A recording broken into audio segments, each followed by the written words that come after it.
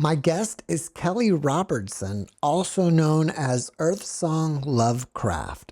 She's a Pleaidean starseed, natural-born professional psychic medium, and spiritual teacher of the old ways. She's here to assist the great awakening of humanity's quantum evolutionary leap. Kelly, thank you for joining me and welcome. Thank you for having me. It's a pleasure to be here. I love your show. Well, thank you very much. You're a lifelong experiencer as well as a contactee. When did your contact begin? So I would imagine that it actually started very, very young, like maybe right out of the crib. Because by the time I was 3, I was already telling my parents that I'm here for the Great Awakening. Wow. That'll happen when I'm in my late 40s. And they're just like, oh, okay. you know. But my first real memory of interaction was at the age of 7. And I grew up in Arkansas in a little town called Stuttgart. And we lived right across the street from the city park. So in our neighborhood, us kids were just free to roam, right? Just go and play. Mm-hmm. And I was headed to the park to play by myself. And as I'm walking into the park, I see this really, like, beautiful doesn't even come close to describing her. Perfect. Literally the perfection of beauty is what this lady looked like. Long blonde, golden blonde hair, big blue eyes, gorgeous complexion, perfect physical body, like, built like a soccer player or a volleyball player type person, athletic, but like perfectly fit. So I was just drawn to her, and I just walked straight up to her, and she was actually standing there looking straight at me.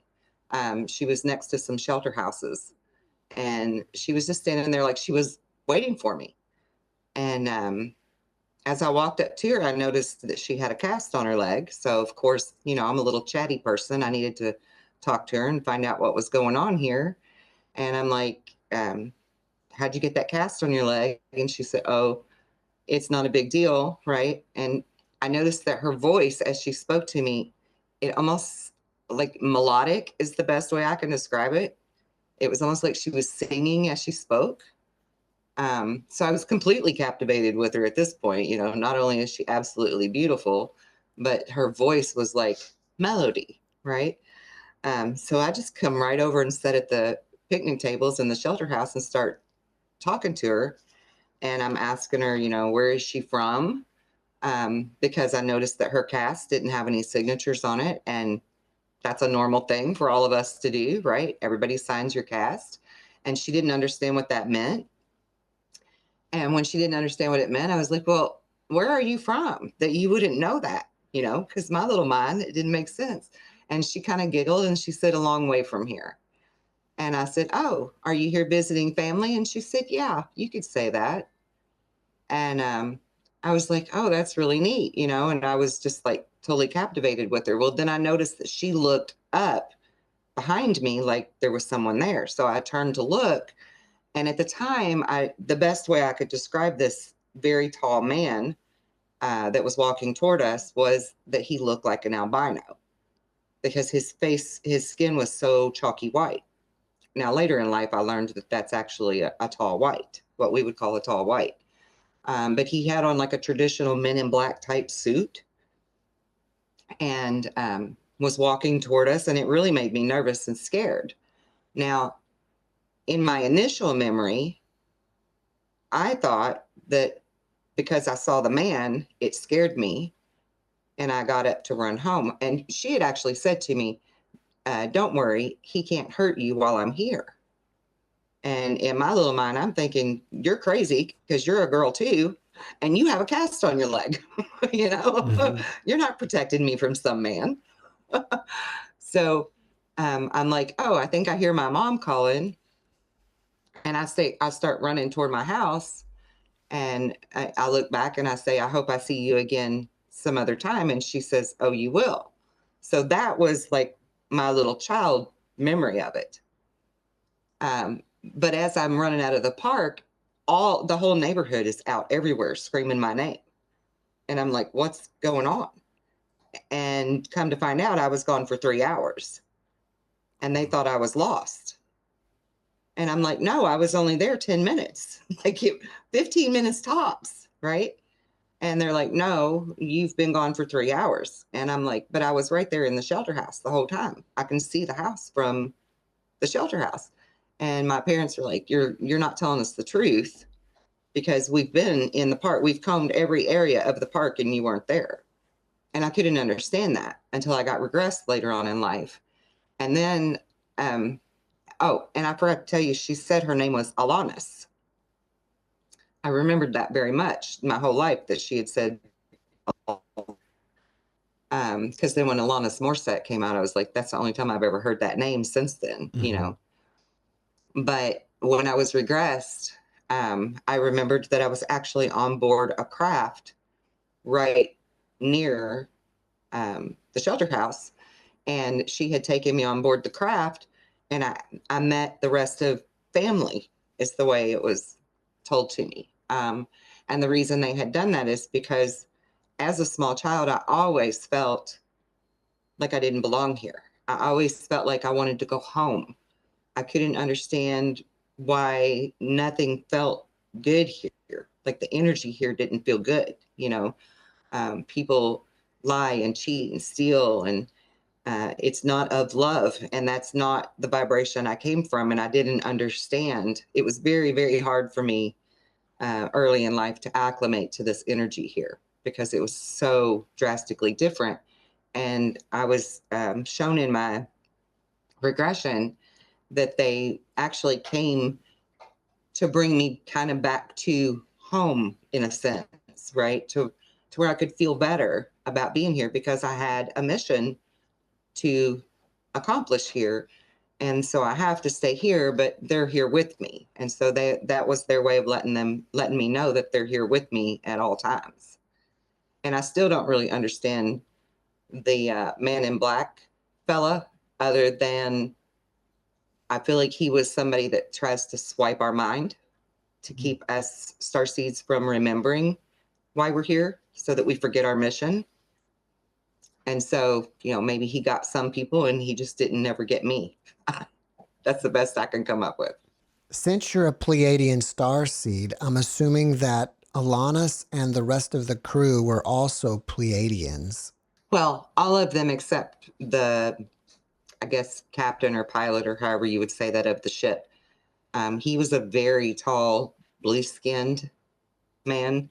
His name is Zufu, What like type? Zufu, Zufu. And I feel like he was probably Arcturian. Okay. And he was more quiet, you know, very stoic, very stern and quiet. He didn't really interact with me a whole lot, So other than, you know, I was supposed to have been familiar with him. would you say that Pleiadians basically look like us? Oh, 100%. Yeah. They're like the perfected version of a human. It's my understanding that your body is lying in stasis somewhere, maybe on that ship, like in a pod or something. Is that true? Right. Yeah. So I was shown that body actually when I was 7. That it's still there. I'm okay. I can go back to that body when this mission is done. Everything is fine. I didn't really understand that as a child, but as my experiences continued, I realized that when my child self was taken and I had work to do in a different dimension, I was actually using that body, right? Which I know sounds crazy, but they have a way of taking your soul out of the vessel that you're in and putting you into another vessel. And they would transfer my soul into my other body's avatar, if you will. And I would do work on the astral plane, or in the different dimensions in that body as a child. And then they would put me back in my child body and stick me back in this life. But I was told that, you know, after this mission is over, that I can go back to my life that I left behind to come here. because we don't have to necessarily die to reincarnate. And I actually came from a planet called Eris. I always knew that I came from a place called Taygeta, but I always, in my little kid mind, thought that Taygeta must be my planet. I later in life learned that Taygeta is actually the star, and I came from the planet Eris in the Pleaidean star system. My planet was a red planet, and I was basically just um, I carried my bow and arrow around and shot big birds out of the sky for us to eat in the evening. That was my thing that I liked to do, and wander the woods. That was mainly what I did on that planet, because you can pick your work, if you will. It's not like it is here, where it's you punch in 9 to 5, and it's a whole different kind of way of living. But it was a red planet. Everything there is red. The foliage is red.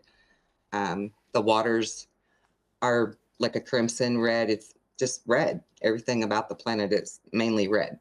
I wonder if Mars was like that a long time ago. I feel like it was. I feel like sometime in our history, Pleiadians probably lived there on Mars before they came to Earth, because it seemed so similar. Or maybe I've got that backwards. Maybe they went to Mars first and then chose Eris later, because the Pleiadians originated in the Lyra star system, and they fled Lyra because of a war that went on there that destroyed their planet, and came here to this part of them came here to this solar system. So Are you, that's how we got Pleiadians on Earth. are you still in contact with the ship? Yes, I'm still in contact with all of them. Actually, my original father there, his name is Atlas. And there's some real weird irony to that, because I didn't know a lot about like Greek mythology and different mythologies and stuff. I never really liked school. I remember thinking when I was little and they were going to put me in public school that, oh, I have to do this stupid school all over again. Right? Like, I remember doing it before, and I knew I didn't like it and didn't want to do it again. So I didn't really do very good in school. I was dyslexic. I was hyper. I was bored with what they wanted to teach. I wanted to be outside in nature with the animals. So I didn't pay attention to a lot of what they taught in school. And it wasn't until I was an adult that I actually realized that Atlas and Poseidon are a connected story here with our mythologies. All I knew is what my memories told me, is that my father's name was Atlas and my grandfather was Poseidon. So I don't know how to explain that and fit it into Earth history, but that was my memories. Do you have any idea what the lifespan of a Pleiadian is? Hundreds of years, like 7, 8, 900 years. Wow. Yeah, Uh, they spend like the first 70 to 100 years learning the way that we do here for birth to 18. how often are you in contact with them? Typically, physical contact is once or twice a year, unless there's like something physically wrong with me. If I'm very sick, or when I'm near death, they're here to help me and to fix me, right? To save me, so to speak. So generally, it's just like once or twice a year, unless there's something physical wrong with me, or if I'm in a very emotional state, they will also come then, because there have been times in my life when very traumatic things happen, and I would call on them and they would come, you know. So the physical stuff is maybe once or twice a year on the norm. But telepathically, I'm always in contact with them. I can go outside at any time and call them in with witnesses, and Wow. you can see the ships. I just don't take advantage of that, because to me, it's not a circus, so I'm not trying to be flashy about anything, you know. But they're always here and they're always watching. And I even, as far as watching goes, I even feel like Three Eye Atlas is connected with that. I feel like that's some type of observation deck, if you will, to where they're sort of like checking the temperature of human consciousness and its evolution and seeing how we're doing, because that is part of this great awakening that, is already taking place now. You just called it the Great Awakening. Is that the MICRONOVA event that's going to occur? I mean, it's part of it. The Great Awakening is actually many things. Like all of this political stuff that's happening worldwide right now, that's a faction or a fraction, if you will, of the awakening, because we have to wake up to all of the different truths, right? So it's like peeling back the layers of an onion, and there are many, many truths. But the micronova is going to be like the culmination of the Great Awakening itself.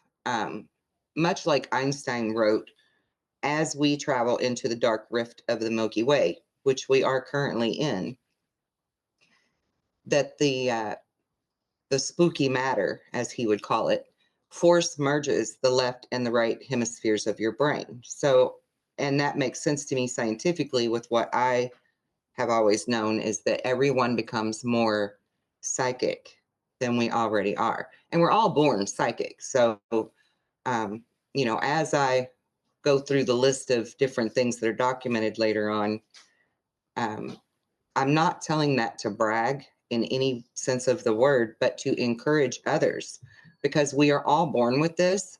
It's just that society has dumbed that down and watered that down. We all have this innate gift of being psychic. But as this cosmic energy comes through, because it's a cosmic change, it's not just our solar system. It's not even, just limited to our planet. As this comes in, it's going to amplify everyone's abilities. And so if you're not more mentally prepared for who you truly are in learning all of these different truths and the lies, right, then there's this potential that you could go mad or really be in a fear state of being because you don't understand what's happening to you. And so that is actually part of the Starseed mission, is to help people to adjust better and understand these different truths so that we can wake up fully to who we are before the micronova happens. Because once that happens, it's like there's no turning back, So this micronova is coming. Yeah. What is going to go micronova? A certain star or something? The sun, our main sun. Oh. Yeah. Yeah, because our sun is getting upgraded, right? Everything gets an upgrade. It's like Oprah giving out new cars. You get a new car and you get a new car, right? Yeah. Like the sun gets an upgrade. The planets get an upgrade. The plants, the animals, the people, everything is getting upgraded, right? The plants and the animals will even become more consciously aware, to where you can communicate better with them. Literally everything gets upgraded, including the sun. So, and a lot of that in the science that I have studied is really a cyclical thing that happens periodically throughout time anyway, which is in the past has caused cataclysms on Earth, like Noah's flood or Atlantis sinking. And the big deal about this time that this comes around, part of that is us being aware of who we are so that we can help to stabilize our planet and protect it. So, like myself, not all starseeds do the things that I do, but I call myself a grid worker. You've heard the term light worker. I'm a grid worker. I work with the ley lines and the dipoles in the core of the Earth, the shields of the planet, to help stabilize it and keep it calm, because the Earth herself is also changing, and she's going to change regardless, right? Whether we go along for the ride or not. So a lot like the Hopi prophecy, where they say you can take the road most traveled, or that higher road, right? We're at this precipice now where we take that higher road so that we can help maintain our mother, rather than always depending on our mother to just sustain us. This is our time to give back. to our mother. Do you have a timeline for when this micronova is going to occur? I was given a date of April 21st, but I was not given a year. And I feel like the reason that I wasn't given a year is probably twofold. One, if we knew ahead of time, that anticipation could maybe alter something in a negative way, because we're the creators, right? We create our own timeline. We're always creating the narrative. Everything that we do in life, we're creating it, whether we realize it or not. So now is that time to actually realize that we are co-creators, so that we can take a better, choose a better choice or a better path for how we create our future. And I think that a lot of it depends on collective consciousness and where that tipping point is in collective consciousness. And just like Three Eye Atlas coming by, sort of like a watcher or an observation deck, right? Checking the temperature to see where we're at. And we're actually at a really good tipping point, if you will. And that's an interesting term that's been used a lot in the past month, tipping point or turning point. And we are there. Like we've shifted the balance now, officially, effectively shifted the balance to where there are more of us vibrating higher. There's more of us wanting to come back to that Christ consciousness, right? And as a child, I always told my parents that there were three phrases that I was told to watch for and listen for. One would be that we would call it the Great Awakening. And this was something that would start in my late 40s, which did happen. I'm now 53. The second one was that the world as we know it is about to change, which it is changing now very rapidly. Even time is speeding up. And then the third phrase is the key phrase that everyone needs to truly learn, and that is that we are who we've been waiting for. We're not waiting for a savior as in one man. That was the point of all of us coming back to help humanity raise their vibration, was to finish Jesus's true message. And when he said that you too can go forth and do the same great works as me and more, he meant it for every one of us. He was trying to give us those esoteric teachings that we all have this ability in us to heal each other, to heal the planet, to hold the vibration, right? And to be co-creators and good caretakers of the earth. Some people talk about the solar flash that's coming. Would the micronova be the same thing? It's the same thing. Is Yeah. there anything that we should be doing to prepare for this? So I know you mean like preppers, right? Either spiritually Yeah. or physically. So definitely spiritually, everyone should be preparing. I like to say, put on your armor of God. You know, that's a familiar thing for people. And God is very real in all of this. This is, you know, part of the plan of our creators. I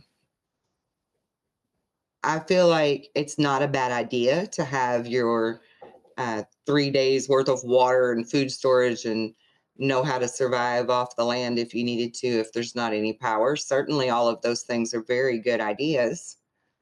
But I'm feeling more hopeful now than I ever have in my lifetime that those things aren't actually going to be necessary, that it's not going to come to that, because I was shown two different outcomes. Our timeline is changing and it's splitting. And I never really understood that when I was young, but I mean, obviously now, you know, at 53, I've better understood that it is much like those two roads that the Hopis talk about. Do we go on that same road that we are used to and cling to the old ways and cling to the bank as the current starts to move quicker? Or do we go with the rapids and ride that wave and move up to a higher vibration? And we've successfully moved to that higher vibration now, to where I don't feel like the cataclysmic stuff is something that's such a threat at this time. And I'll just say that I was always told not to talk about the cataclysmic threats in a doom and fear type of way, because when you put that fear energy into people, then they can't move past that to do something different. So it's really important not to put any emphasis on physical earth changes that may or may not happen, and to be more prepared spiritually than anything. I realize I'm asking you to guess, but do you think it's possible that the micronova will occur next year? Yes. Very possible? Intuitively, I feel like we are very close. Yes. Wow. And if you watch all of the science, there's lots of things pointing to that being a very real possibility. Just watching the solar observatories themselves, or JPL, or watching the uptick in the earthquakes and the strange patterns of the weather, the magnetic anomalies, the way that the North Pole is moving at a faster trek than it's ever moved. All of these things are precursors that I was shown to watch for. And Well, for 25, 30 years, I have monitored all of those different instruments. well, it does seem that something big is coming. Yes. Yeah. And people are feeling it. People are naturally feeling it. We're all intuitive. And there's lots of people that have been feeling this coming for a while. But here recently, more of my clients and more of my friends and family have said to me, it's coming really soon, isn't it? I feel it coming. And I think that we're just intuitively picking up on it. Do you think there's going to be any involvement with AI? The AI causes it? Well, it's just What do you involved. mean? Do you think it's involved with it in any way? Well, I mean, it could be. AI is what we make it. AI is not anything other than an algorithm of collected data that we put out into the Ethernet. So if you want to ask AI more often about doom and gloom, or if you want to talk on the internet more often about doom and gloom, then that's what you're going to get computed back to you by AI. If you are talking more about spiritual enlightenment and love and peace and finding ways for us to come together, and then you ask AI the outcome of our future, that's what AI is going to give you, because AI is only giving you what we are giving it as a collective. So it's really just a great tool to use for gauging where the collective is. Now, you've done some type of work with Robert Bigelow, right? What did you do? So I didn't actually work with Bigelow directly. I was a member of MUFON. I became just a regular member of MUFON because I'm an experienced and abductee. But then I became a field investigator and really got into it. And there was like tons and tons. We had a great group there where we had tons of data on MUFON's website and in their forums. And then Bigelow swooped in and tried to quietly purchase, and well, he did purchase MUFON, but we actually found out about it and deleted all of our data. We totally bleached our data before he could have access to it, because we were told that we were going to be kicked out of MUFON and you could only get back in if you paid several $100s to become a member all over again through his process, and that he was going to get to keep our data. So we actually went in and aggressively wiped the whole thing so that he couldn't keep our intellectual property and our experiences. What is one of the most credible cases that you ever covered while you were in MUFON?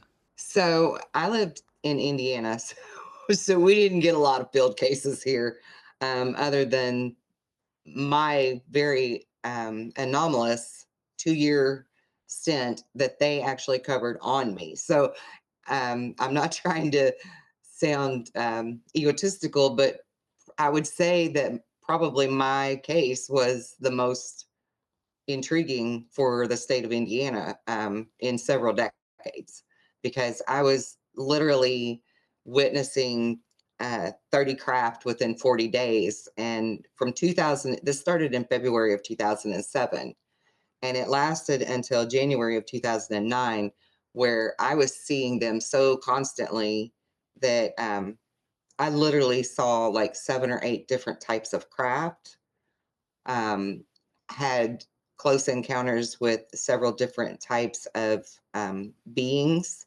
including reptilians, which was no fun, and I don't recommend that to anybody. Um, and if I'd have had the choice, I wouldn't have done it. I didn't have a choice in that one.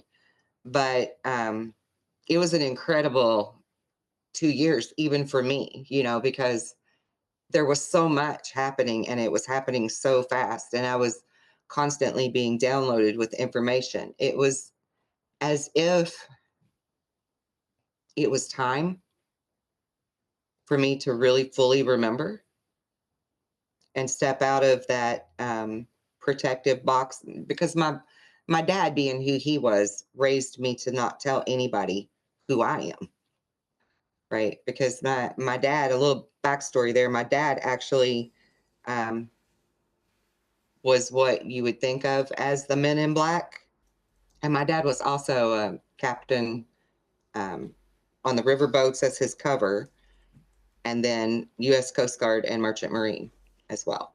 For the skeptical people out there, what types of documented data or evidence do you have to show your experiences and abilities? I did a research program with Opus, OPUS, Opus, What is and that?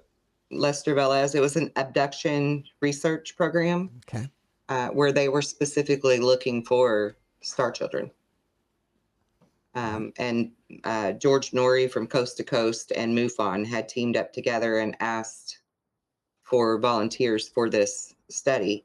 And it was a 9-month study. They went through extensive testing with us before they really got into the meat and bones of it, or the meat and potatoes of it, however you say that, where they did like psychological profiles and all kinds of different things. So I was also a part of that. I think that was around 2010.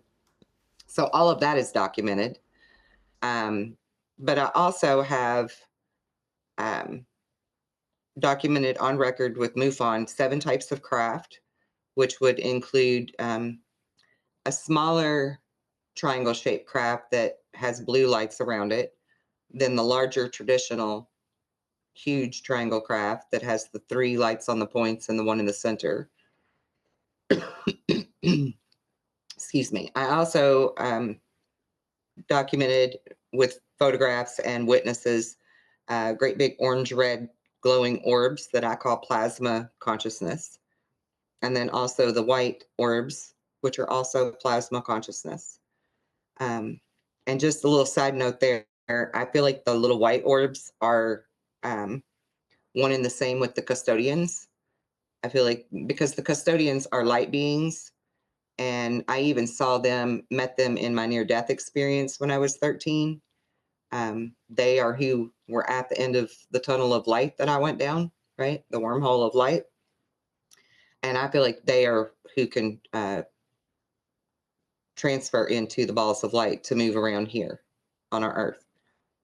Then I also saw that circular bell-shaped type craft, the Billy Meyer typical Pleaidean looking type ships. And then your traditional saucer, a diamond-shaped ship, a chevron that had red lights around it, and then the cigar or the more blimpish shaped type craft. And just for anybody who wants to know which occupants are in which types of craft, I feel like the reptilians exclusively use the cigar type craft and the typical circular saucer type. So all of that was documented. And then I had 2 up close personal encounters with Bigfoot that were both documented face to face, like within 3 feet of me, encounters with Bigfoot. How did you encounter Bigfoot? So I was actually just out in the woods looking for my brother's dog. My brother's German Shepherd went missing. And so he and myself and my boyfriend and my mom, we were all just walking through the woods, calling the dog's name, looking for the dog. And I walked right up on this young Bigfoot, not even realizing it was there. It was just standing next to a tree with its arm draped in a limb of the tree. And I'm just like looking down toward the ground, calling for the dog, and walked right up to it. I mean, I swear, face to face. And I saw its legs first, hairy legs. And I was like, what in the world? And I looked up and he was the same height as me. And I was 16. Um, Looking right in his eyes, his face looked so human. I mean, it was unreal to me. I grew up in Arkansas, so Bigfoots are prominent in Arkansas, right? But I'd never seen one's face before. I'd only seen them running away or whatever, or hear him yell in the woods. To see his face just really blew my mind because he was so human. And so I just like stopped and just stared him right in his eyes. And his eyes were so compassionate. Like my whole life, I grew up being scared of Bigfoot because I could hear their screams and stuff in the woods, and they sound horrifically scary. But in that moment, face to face with one, I didn't feel anything but love and compassion come from this being, this creature. It was as if he was looking at me and saying, "I'm sorry about losing my dog." And in hindsight, it almost makes me wonder if he didn't eat it or something, you know? And that's why he was sorry.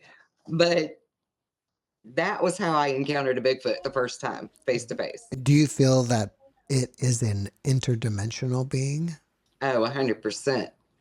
Yes, 100%. I had an uncle in Arkansas that would set bear traps trying to capture them to prove they're real or whatever. I don't know. And one night I was there spending the night with my cousins, and we heard the bear trap go off, and we heard the Bigfoot scream, horrendously scream. And so at first light, my uncle and his buddies ran out to check the trap.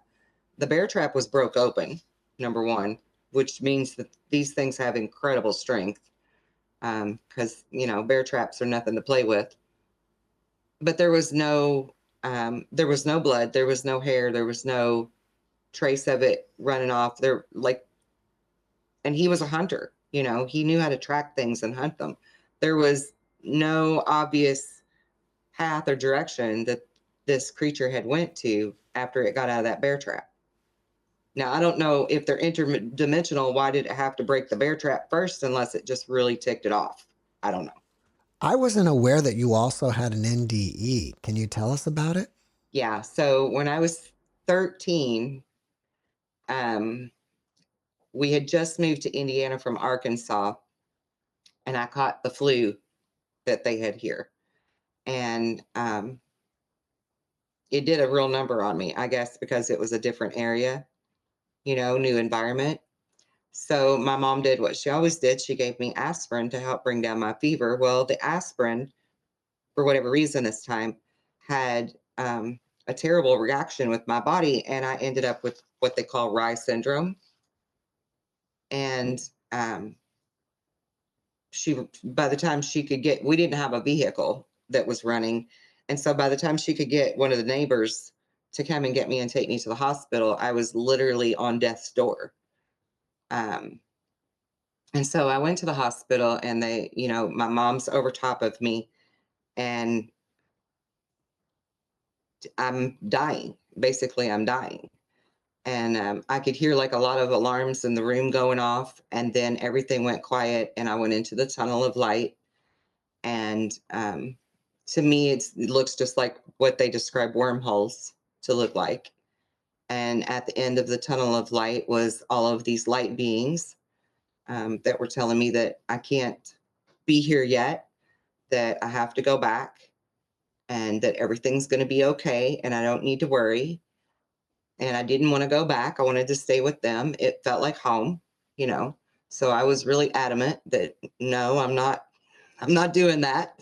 I'm not going back. And then next thing you know, I'm being sucked backwards down the wormhole chute again.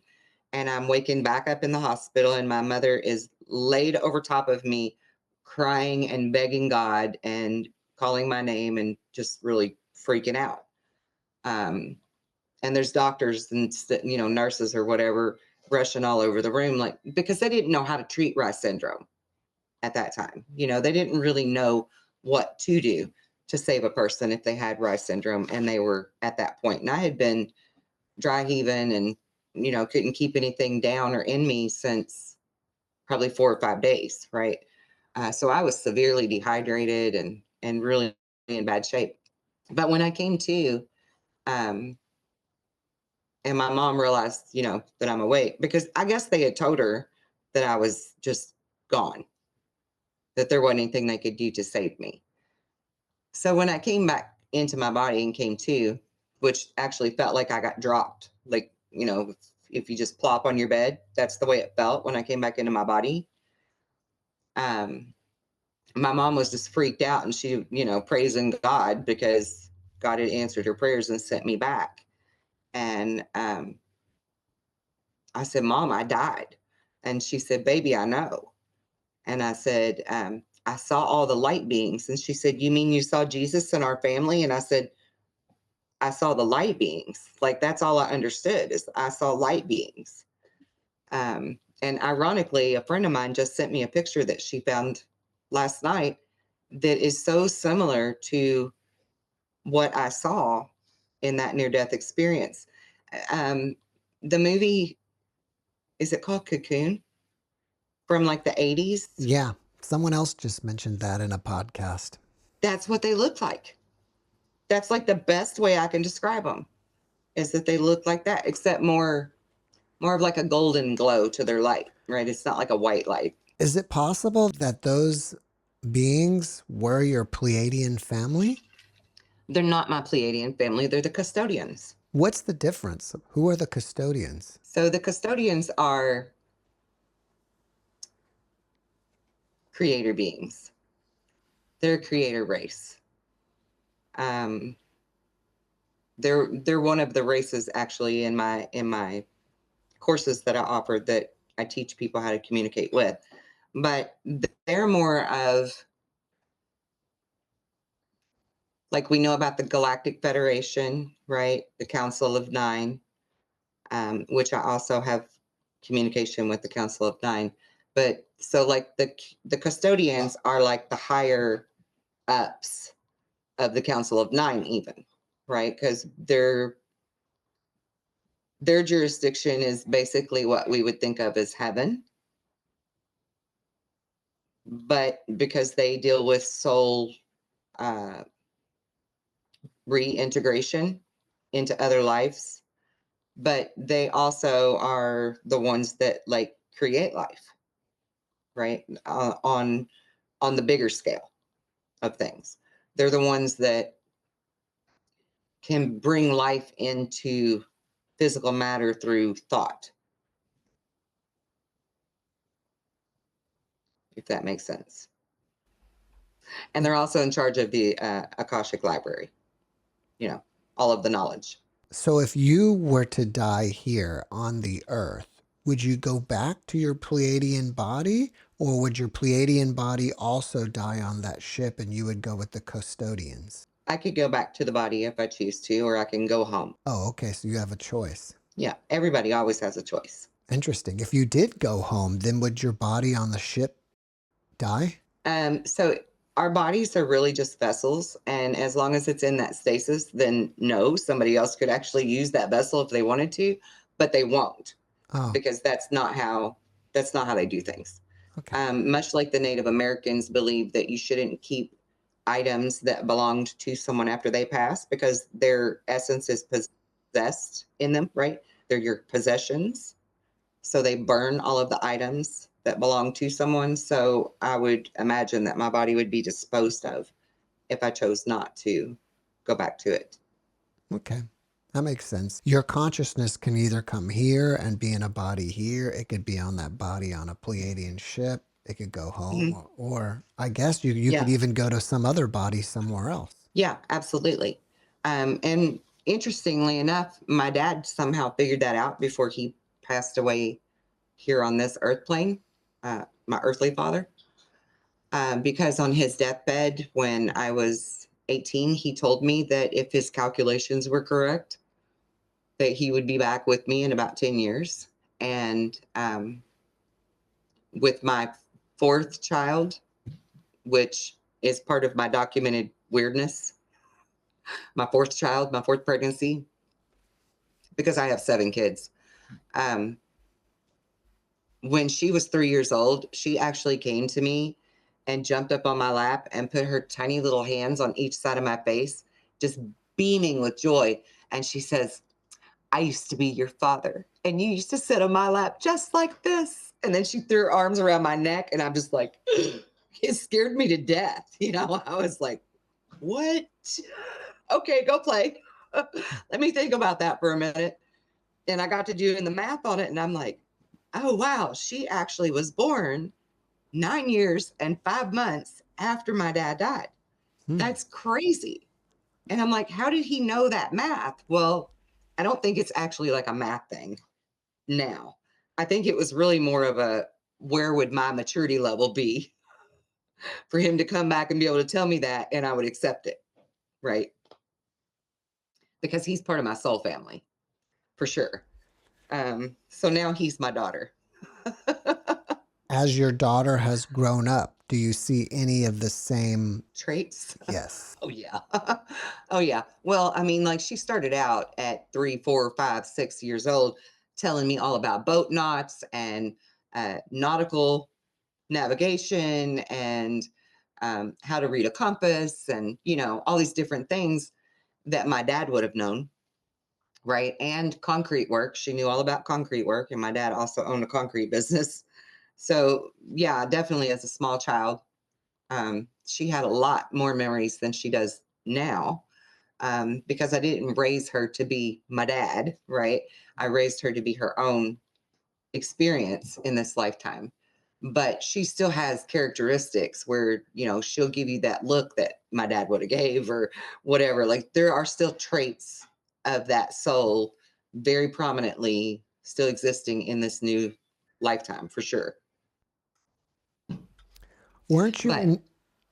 Go ahead. if I Sorry. may, just real quick, tell Go you ahead. about that weird part, because of we're going over documented stuff.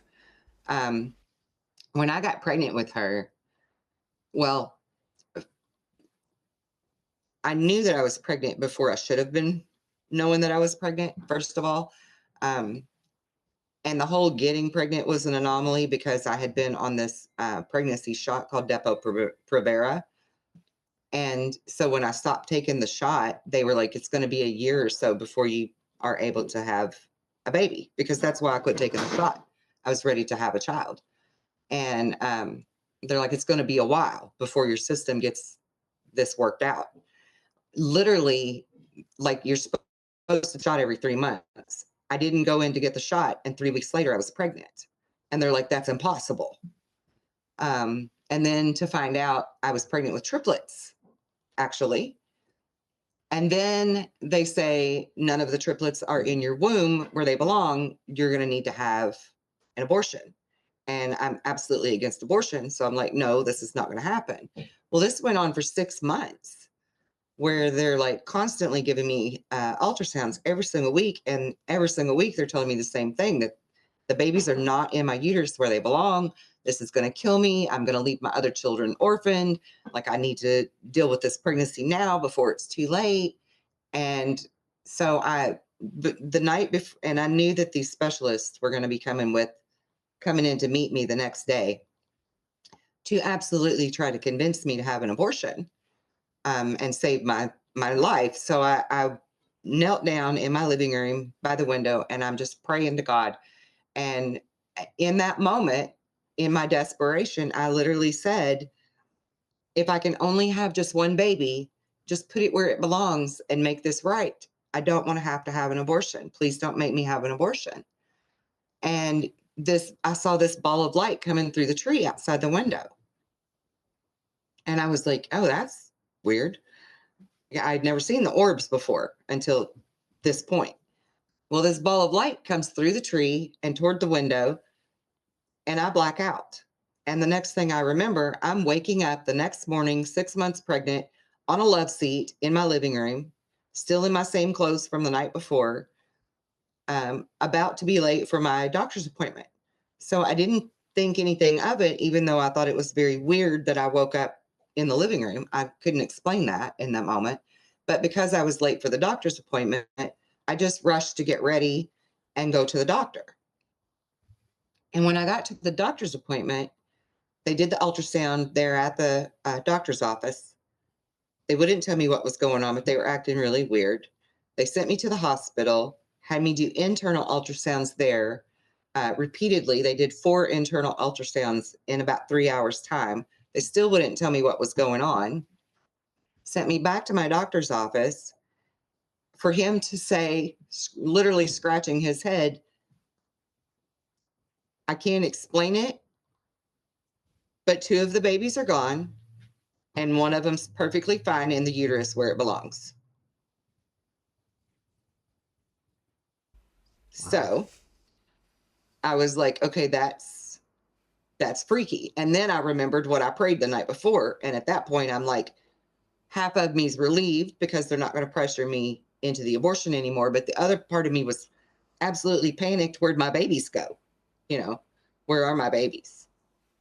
And so I went through about a year's worth of depression over that.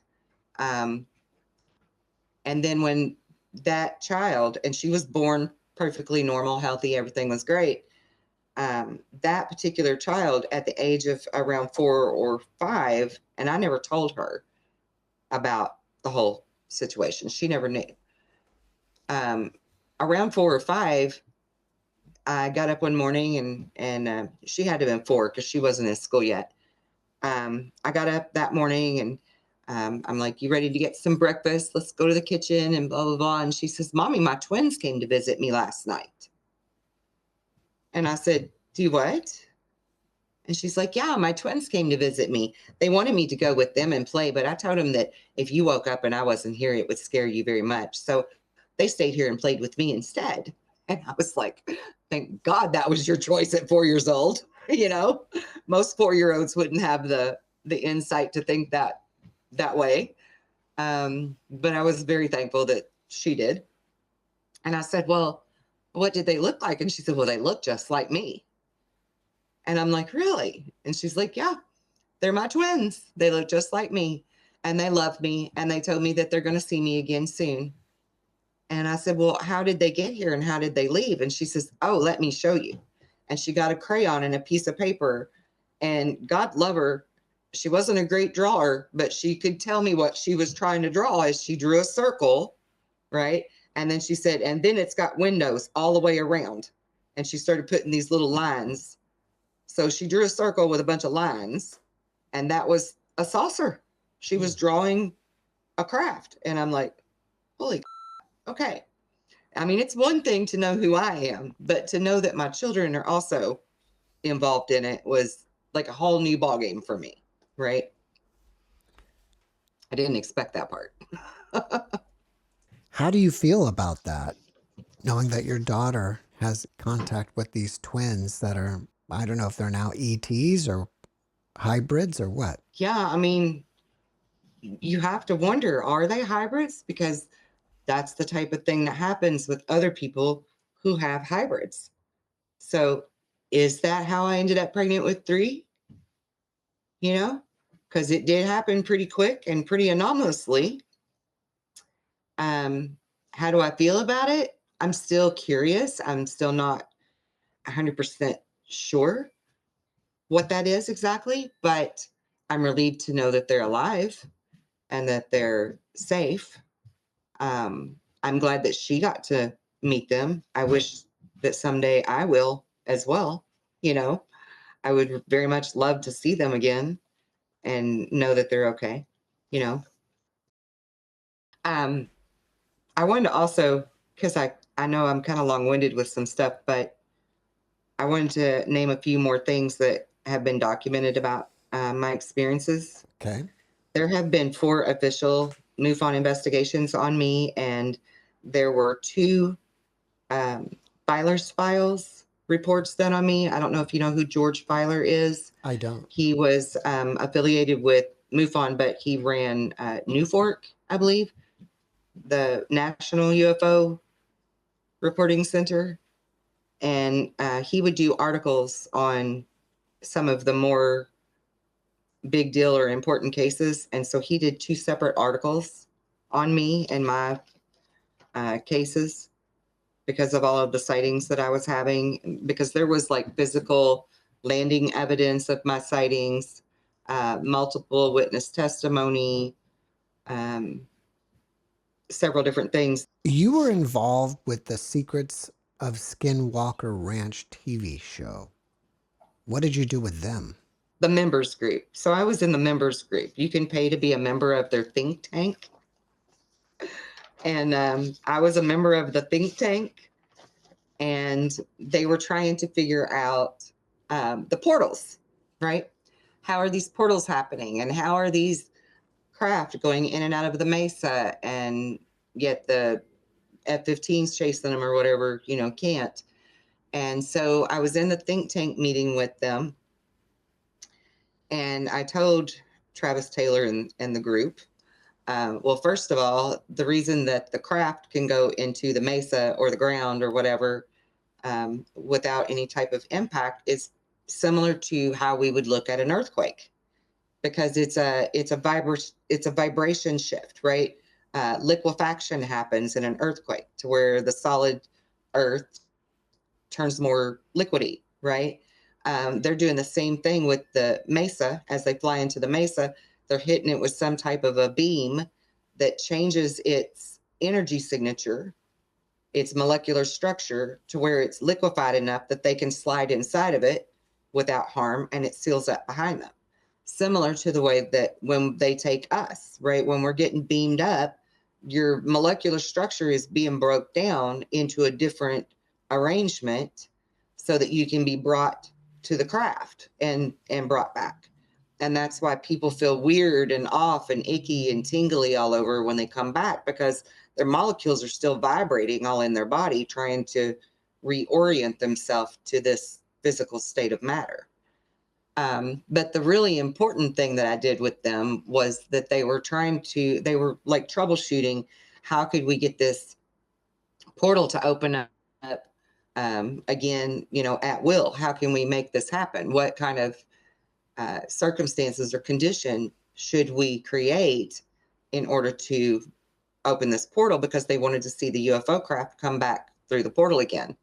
And I said, well, they had these 3 lasers. They were triangulating them toward this specific area that was very highly magnetic that's on the mesa. And I said, you need to tune those lasers to the right frequencies so that the portal opens up. And Travis was like, what do you mean? And I'm like, it needs to be 1.6 hertz. And so he's I think he already knew personally, because he is very smart. I think he already knew. He just wasn't necessarily telling anybody else to see, who else might know something and be able to chime in, let everybody else help. He just kind of sat back in his chair and he didn't say anything. Well, the whole table full of men actually clammed up. And I was the only woman in the group, by the way.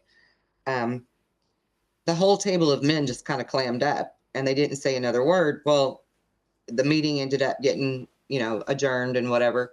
And 2 weeks later, they aired an episode where they did the triangulation with the laser beams, tuned it to 1.6 hertz, opened the portal, had it all shown, how the portal looks from all their different instruments they can watch it with and stuff. And I'm like, I did that. Yeah. I did that. I didn't get no credit for it, but I did that. And it's season 2, episode 5 or 6, I think, is when that happened. But so that was my involvement with them. Well, if people want to find out more about what you're up to, do you have a website and anything else? I do. EarthSongLoveCraft.com is my website. I also have a YouTube channel of my own at Beacon News 777. And every bit of my contact information is on all of my videos and in the descriptions on my channel, because I have Facebook groups for spiritual growth and a support group for the abducted, the experiencers as well. I even have a forum that people can come talk to each other, you know. But probably the best way to contact me is just to go to my YouTube and look at the links there. All right. Because everything's in one nice, neat little place. Before we finish up, can you leave us with a last positive message? You know, I call myself a starseed, and I know that there are many starseeds out there that are trying to find their place in the world, but I don't want anyone to feel left out or to feel extra special. All human beings on this planet are important right now in this transition, and we are all changing and growing together, and no one is above or behind.